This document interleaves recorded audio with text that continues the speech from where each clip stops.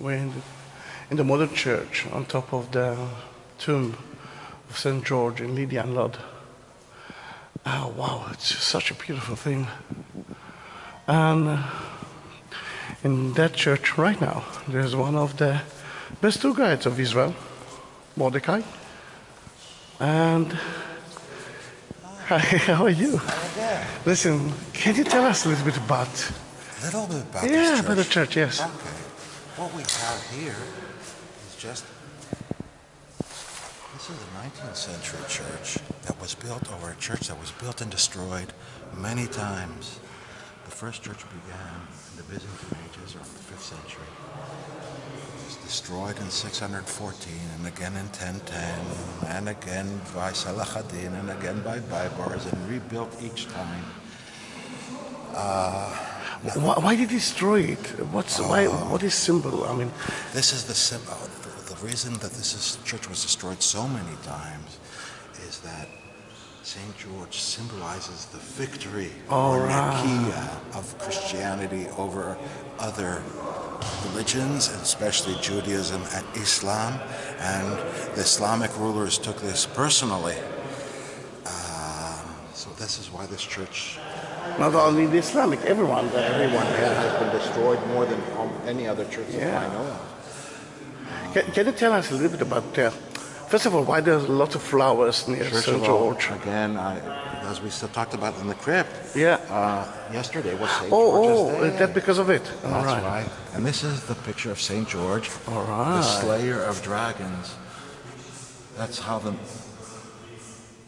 later on, St. George turned into the slayer of dragons, both in Russia and in Poland and in England. The national saint of England is St. George.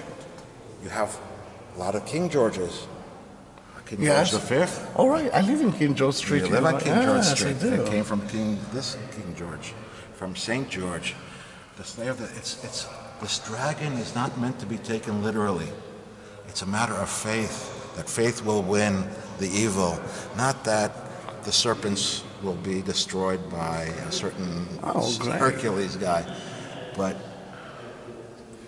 and again, you see that, like in every good story, he's getting the church of the keys for heaven, and he's actually helping the church, which you can see it in the shape of a princess. Yeah, and Jesus above him. So a lot of the stories from Europe with the princess in the castle, with the dragon outside, and the night coming, began with St. George in about the 10th century. Wow. So a lot of what we know as folk tales began with this. Can you tell me a little bit about the iconostasis? A little bit about this wall, the iconostasis. It's very beautiful.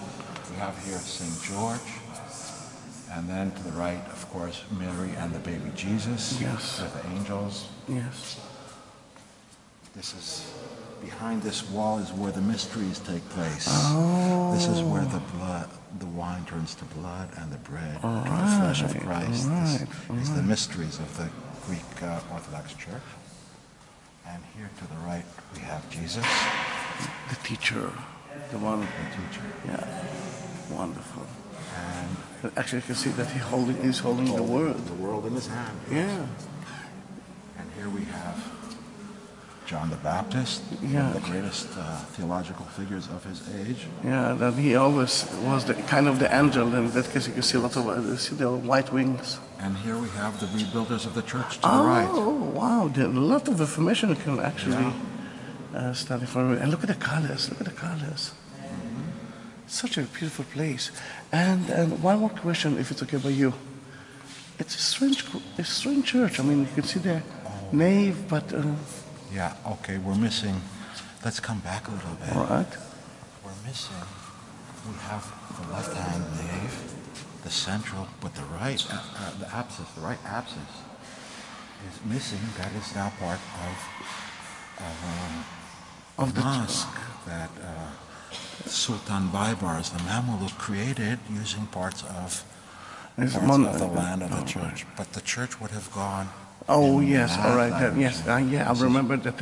I saw a mosque just there. This is one of the few churches that is wider than it is long. True, true. Very few of these churches are. And although it's new, is there something old in that church that have placed it? The wall near the apse, the left apse. The lower one? Oh, the yeah. lower one, the colored one. Okay. Is from, if I'm not mistaken, the Crusader period. Wow. Wow, beautiful. The church, again, people used stones again and again, so sometimes you'll get an earlier stone above a later stone, because that's just you don't throw away a good stone in this part of the world. Yeah, and one more question, if it's okay by you, Mordecai. I'm sure that I saw that kind of lamp, Jerusalem in heaven, somewhere in Israel. You're talking about the beautiful silver lamp that's above, right in the center? Yeah, I know that it's Jerusalem in heaven. There's another one in the church of the Holy Sepulchre. Oh, yes. Resurrection. All right, now I know. Yeah, I was sure that I saw it somewhere. It's beautiful. By the way, that icon to the left there.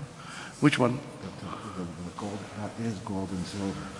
That is one of the most beautiful, probably one of the most expensive icons. Of Mary and the Child?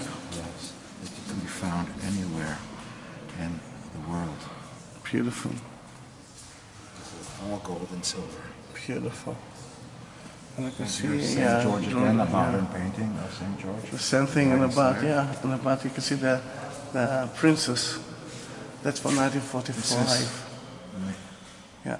What fairy tales are made out of. Yeah, I must say it's a beautiful church, and I'm so sad that people of Israel, people of the world, are not here to see it.